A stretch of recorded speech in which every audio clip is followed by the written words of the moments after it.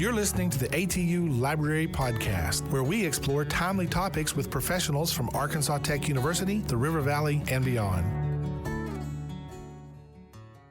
Welcome, listeners. My name is Lowell Lybarger, multimedia librarian and director of the ATU Music and Audio Labs. I will be your host for this episode of the ATU Library Podcast. Thanks for tuning in. Our guest today is Will Lang, a resident of Gumlog, Arkansas, here in Pope County. Will is a well-known Native American flute player, and he represents and preserves the tradition and lineage of flute players going back many generations, perhaps into time immemorial. Welcome, Will. It is a pleasure to have you here in the studio. Thank you for having me, Lowell. I appreciate you offering this. Thanks so much, Will. Our pleasure. I'd like to start off by simply asking you to introduce yourself to our audience in the traditional way of your elders. I guess the traditional way in Cherokee would be say hello. And for the Cherokee word for hello is OCO. So everyone out there, OCO. Beautiful. So can you tell us a little bit about your background, how you came to learning the flute? And, you know, it goes without saying that very few Native Americans are called to become traditional flute players. Okay, but who or what called you to become a flute player? Believe it or not, Lowell, a dream. My people, we believe in dreams. And one night I had a dream that I was on a mesa and my elder was there. And in the background was some drummers. And it was at night. The stars were out, but yet I could see the open plain. And I remember in the background hearing a flute. I didn't know what it was. And my elder was talking to me, but in a language I couldn't understand. He put his hand on my shoulder, and I could tell he wanted me to listen, to pay attention. And for several minutes I listened to this song, this flute. I didn't know what it was at the moment. And at the end he said, "Do you understand?" And I didn't. But I do remember the sound. A few days later I told my sister about this dream that I had, and she laughed about it and nodded, and nothing else was said. About a week later or something, my sister gave me a CD and said, "Listen to this." And the CD was R. Carlos Nakai. He's a very well-known Native American flute player. And when I heard the CD, that's the sound that I heard in my dream. And I knew that I was being called for that. And it was a month, maybe 6 weeks later, I had an opportunity to buy a flute. And that's it. I took to it just unbelievable. And since then I've gained several flutes and entered a world that I'd only heard about. And now I guess you just call me a Native American flute player. Wow, that's just great. So you're very much involved in traditional Native American culture, being a primary tradition bearer of this instrument. And so can you tell us a little bit more about the flute traditions that are found throughout the country? There's obviously not just one. There are multiple traditions based on the specific culture that we're dealing with. But can you also tell us where do you perform and in what situations do you perform certain kinds of music? You know, what are your activities behind it as well? Well, the Native American flute is actually called a Native American love flute or a courting flute. And in the old days, that's how it was used. A young man would find someone in the tribe that he liked, and he'd go to his elders and he'd say, "Grandfather, I like Susie Homemaker. I want to make her mine." And Grandfather said the old ways was we trade some horses to get a wife. He said, "But those are old." He said the new way now is to win her heart. So a young man would either trade several horses for a flute or make a flute. And then when he got comfortable learning how to play, he would approach her one evening as the sun was going down and stand in front of her teepee and play the flute. Well, if she came out, they were officially dating. But if her father came out, well, he found another teepee. But you're right. There are over 500 tribes throughout the United States. And so there's many flute traditions out there. There's the woodlands. There's the prairie people, the plains people. The technology in flutes has changed through the years also. The flute has grown so much. Our traditions with the flute, basics, is it's an object of power. The most powerful thing that Native people have is our chanupa, which is the sacred pipe. But next to that is the flute. The flute is powerful as in it affects people.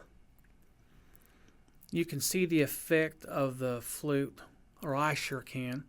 When I play, people sit up straight, and a lot of people close their eyes like they're trying to memorize or absorb what I'm playing. But it is a love flute. It was meant for a man to play to a woman for courtship. Now, times have changed. People, like even myself, I play at weddings. I play at funerals. I play at gatherings when people ask me to. And I still play for my wife. And that's what it was actually meant for, was telling someone how much you love them through song. Now, my flute, since I come from a traditional family, my flute is sacred as in how I treat it. When I'm not playing my flute, it is wrapped up and put away. When I use my flute, I put it in my left arm and I cradle it like you were holding a baby. We carry it in our left hand, our left arm, because the left arm is the closest to your heart. And that's how we carry it, because it is a love flute. It's close to your heart. When I get done playing the flute, I wrap it up gently and I put it in a place that's secure. And you only get it out when you have to have it or when you need it. Like I said earlier, flutes, though, from around the United States, different shapes, different sizes. In the old days, you just had wood that was available or cane that was available. But the technology today, we have flutes from around the world, from trees from around the world. Hardwoods, softwoods, and now there are many, many makers of the flute. And what's really changed the most for flute is before, when you sat down with your rock or with your knife to carve out the holes, you guessed where everything was supposed to be.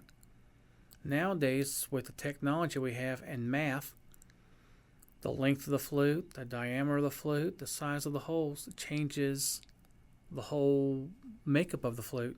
Now we can tune them to an F or an F sharp or a G or G minor. Whatever scale you want to play, you can actually now find a flute in that scale, which before it was just tuned to itself, is what we call it, or grandfather tuning. You just guessed where the hole should go and you went with it. Across the nation, there are a few things that we do have in common. Most flute players will wear a red shirt. Now, I'm not sure where that came from. One of my elders had told me years ago about that. We just try to play it with respect. Most gentlemen who are traditionalists, before we play, we explain to people that we're not trying to win someone's heart over. Well, maybe you are. Maybe you're trying to find a girlfriend or a wife. But for myself, I play to just let people hear the sound of a Native American flute, since I am married. And I make sure let everybody know I'm not trying to attract somebody else. I just want them to hear. And now that I am considered an elder, I can play more in public without fear of trying to steal another woman's heart. And most people, for traditionalists, we understand that. That's really interesting. Thank you. I know you have a number of flutes in your possession. Can you tell us a little bit more about them? I have a Kiowa love flute, which is a cane flute, which is pretty old flute. I have a flute made from a man named Raymond Redfeather, and he's Ojibwe. I have 3 of his flutes. I like the way he makes his flutes. They carry a very loud sound. I have a flute from the Yazzie family from Navajo tribe. I have a Cherokee flute, but I can't think of the man's name. But my flutes that most people notice is the different colors and different sizes. My favorite flute that I play the most is Raymond Redfeather, and it's made of bird's eye maple. And the sound that it carries, it's the hardness of the wood, it's my favorite. But in general, most people like to play a soft wood like cedar. Cedar vibrates, and you can actually hear the vibration in the flute when you play it, and a lot of people like that sound. But of my flutes, I try to play a little of everything so people can hear the different tones, the different notes that it carries, and each flute sounds different. I've met other people who play flutes, and they have a G or a G sharp, and I'll play mine and theirs, and they sound different. Just the maker and the wood, the combination, just makes a unique sound. Great. Can you tell us what is the best way for people who are not of Native American background to understand the music of your culture? Boy, that's a tough one. I guess most people have access to YouTube, so people type in Native American music, and that covers such a huge genre. Some people type in Native American powwow music, and that's traditional songs on the drum. If you go to Native American flute music, you will find probably thousands of videos. Like I said earlier, so many people now make the flute. There are many plans out there, shows you step by step how to make one. People are actually making flutes out of PVC pipe, and they sound really good. Like I said, it's all about the math anymore. Never wanted to learn math when I was younger, and now, it's what helps make the flute a flute. The music out there for Native peoples is a mix. There are people who are traditionalists, and they sing their songs traditional way, whether it be their own language, mixture just drum and voice, or flute and voice, or flute and drums. But the technology now is you can put a waterfall in the background as you're playing, or have birds singing. And for whatever you want to listen to, it's available out there. It's just wide open for Native people. But traditionally, when people type in Native American music, you'll have to end up asking like powwow music, or 49er songs, or love songs, and it's just hard to break it down because now there are hundreds of thousands of people putting out videos of so-called Native American music, and you just got to weed through it until you find something you like. Great. Well, I'll ask a little more specific question about the connection between Native American culture, spirituality, and cosmology, conceptions of the world. How is culture, spirituality, cosmology, which is all integrated, of course, connected to its musical traditions? More specifically, it's incomplete at best and inappropriate at worst to conceive of the meaning of this music as a discrete set of notes that can be represented on a sheet of Western staff notations. People think that's the meaning behind it. It's like a theoretical or abstract concept that music is a set of tones and that's what you contemplate. And so this is often, but not entirely, one of the ways that people try and come and understand Western art tradition, for instance. Not exclusively. Of course, there are many other ways to understand it too.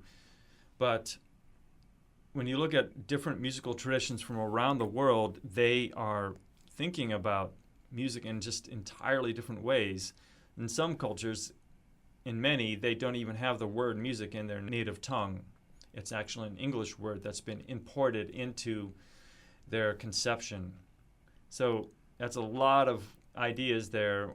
Any kind of insights into the deeper connections of Native American culture, spirituality, cosmology to its music. Well, that's a loaded question, Lowell. Yep, it is. Wow. When it comes to flute, the original flutes, well, I'm not sure if I had to say original flutes. The early flutes that were made were 5-hole flute, pentatonic scale. And the pentatonic scale, even I think from what I've been told on a keyboard, is the black keys, and it has a certain feel to it. I don't know how to put that in words. A pentatonic scale is this.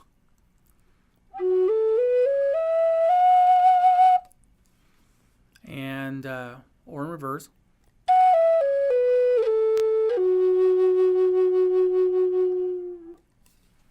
And just those 5 notes, there's only so many songs you can play with 5 notes or 6 notes. So we change it up about, you can actually bring the note to a point.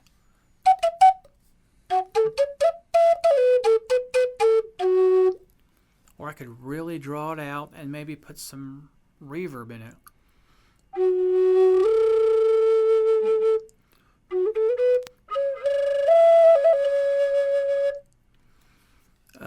It just depends on the musician. There are old songs that we still play, but a lot of times it's just made up anymore. And so when you listen to someone else's flute CD or you start listening to a bunch of flute songs, you're going to notice that a lot of similarity to it because, you're limited to those just few notes. Now, like I said earlier, the flute has changed, and a lot of flutes now, Native American or Native American style, will have 6 holes. And the 6 holes, now you can be able to play more modern music, which is actually, some people are traditionally just like the 5, and then a lot of people now, they can play Amazing Grace, and they can play other well-known songs with the flute. But it has its own calling, its own way of looking at it. I have 5-hole flutes and I have 6-hole flutes, and each one of them has their own note, their own sound. Spirituality, that's one of those loaded questions. When I play flute, I'm not sure if I am being spiritual or not, but from what I can see, how it affects other people. I see them with their eyes closed. I see them rocking you like you would rock a child to sleep. I have many people afterwards tell me it changes their mind or they were having a bad day. I've played flute and made people cry. Spirituality, that's between you and the Creator. But God gave me this gift to play. And like I said, it's a powerful instrument when you can see how it affects people around you. There are many, many tribes who may call the flute spiritual. But a lot of our songs are spiritual. The way we look at the world is spiritual. There's very little division between just living everyday life and living a life with God. We look upon the sky and we look upon the earth and we call the earth Mother Earth. That's just a loaded question, Lowell. You're killing me over here. Yeah, many people. When I say the people, I mean Native Americans. And even now, I'm not sure even you can use the word Native Americans. Everyone now is born in the United States, and does not make you native to this world, this country.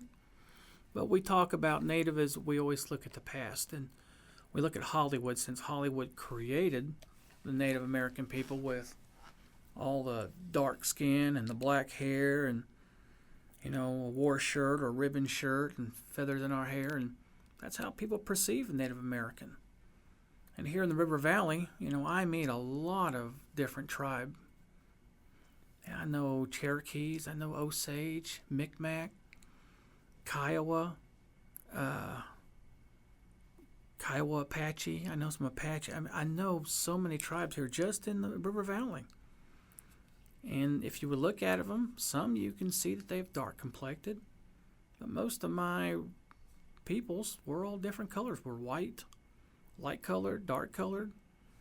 I even know a few people who are very dark, and you would think they were African, and they're not. They're native people. But I think Hollywood has put such a change so when you think of an Indian, you think of, like I said, dark complected, black hair, walk around saying how, which is a Hollywood word. There's no Indian word that says how. But the way people look at the world spiritually, I think it's to each their own. Our own tribes teach us, different ways. We believe in God. We believe in the Creator. We have different words to describe the Creator. Some people call him Tukashila, great-grandfather. We have God. We say Jesus. We pray to Jesus. We pray to God. We pray all the time. And Lord, you're killing me with that. No, that's fine. That's just very insightful. Thank you so much. That's just great.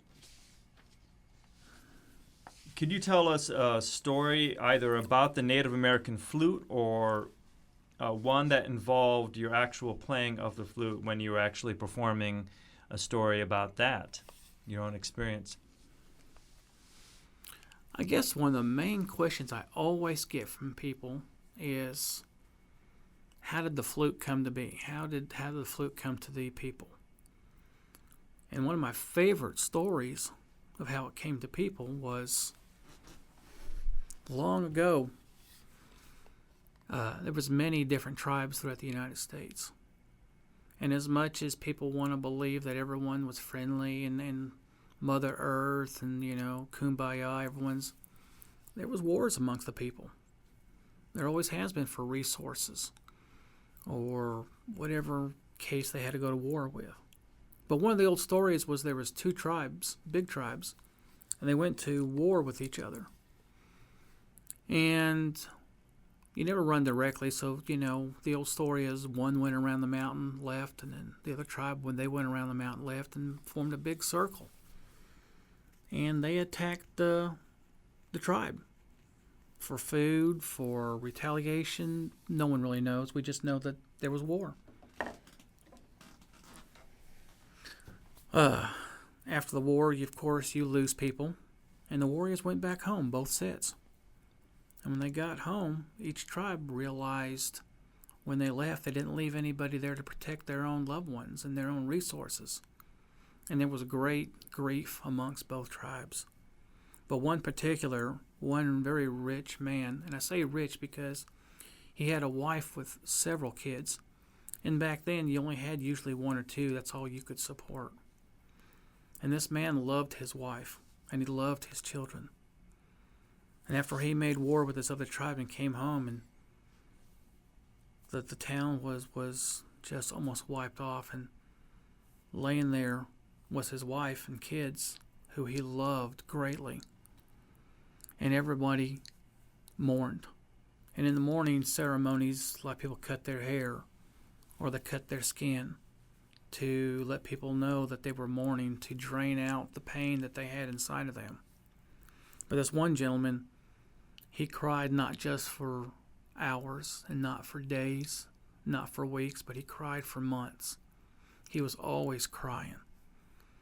And people kept telling him, you're going to break your spirit. You need to find happiness and go on with life. But he couldn't. He missed and loved his family, who is now in the other world. And he realized he was bringing people down, so he moved his own dwelling outside of his own family, his own tribe. But every night and every day they could hear him crying and screaming. And he knew it was getting to them, but he couldn't stop, for he hurt so bad. one night while he was dreaming a little bit, the Great Spirit came to him and told him that you need to go to the mountains where the trees end and the mountains begin, and you will find some peace. And when he woke up that morning, he remembered the dream where the Great Spirit came to him. So he took off and he went to the mountains, just where the trees were turning into the mountains. And he sat there and he listened to the wind going through these old trees. And these old trees had lots of holes in them where the birds through the years had picked at it to get the bugs. And as the wind was going through the trees, you could hear a sound.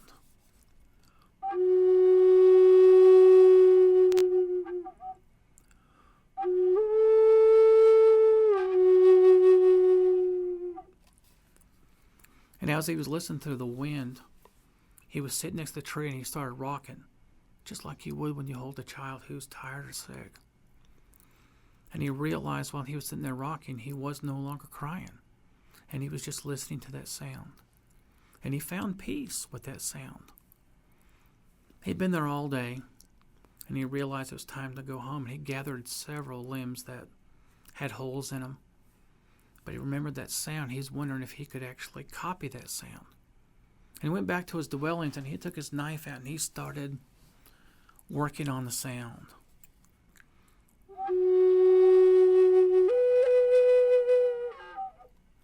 And he worked a little bit more and worked more.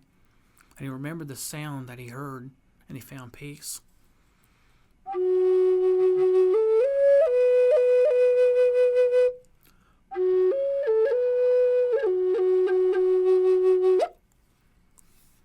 And he finally found a tone, a sound that just made him heal.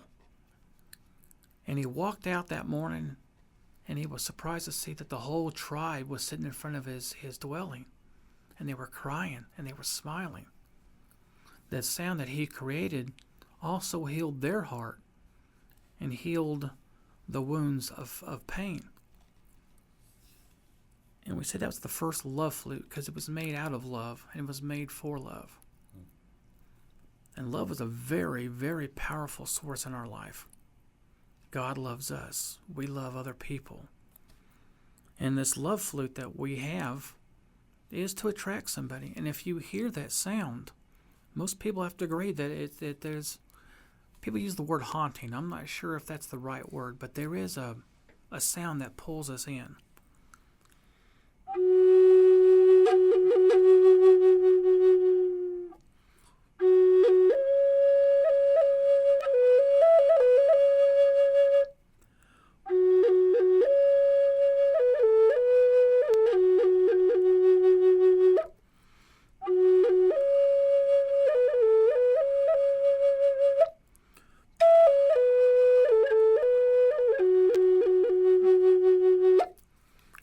But that's the old songs, that's the old story I was told, and it feels right. I don't know if it is or not. There are many other stories, but that is my favorite of the flute.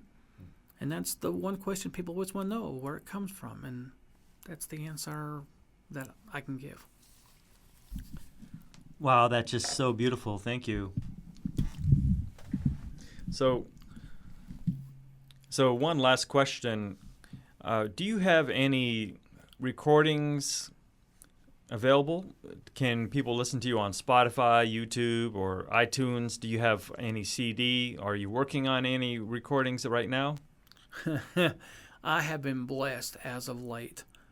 I have no recordings other than when people just film me with their cell phone. But I have a gentleman who is helping me right now that I am so blessed. I have no words to say thank you for what he's doing for me. And hopefully by the end of the year, I'll have a CD or some songs that people can hear that of what I play. And maybe they'll like a song or two, I'm hoping. But yes, there's a gentleman who is helping me, and I'm so grateful beyond words. I can't even begin to say. For someone to come give their own time and to help me, yeah, I'm hoping by the end of the year to have one out, and I consider myself very blessed that someone would do that for me. Well, that's just very beautiful. Thank you so much, and keep us informed about that and any kind of performances you might be doing around here in the River Valley area. Just wonderful to have your presence here. And I just want to thank you again for coming in for this interview. I'm sure so many people here have found great benefit from sharing your life and your culture with us.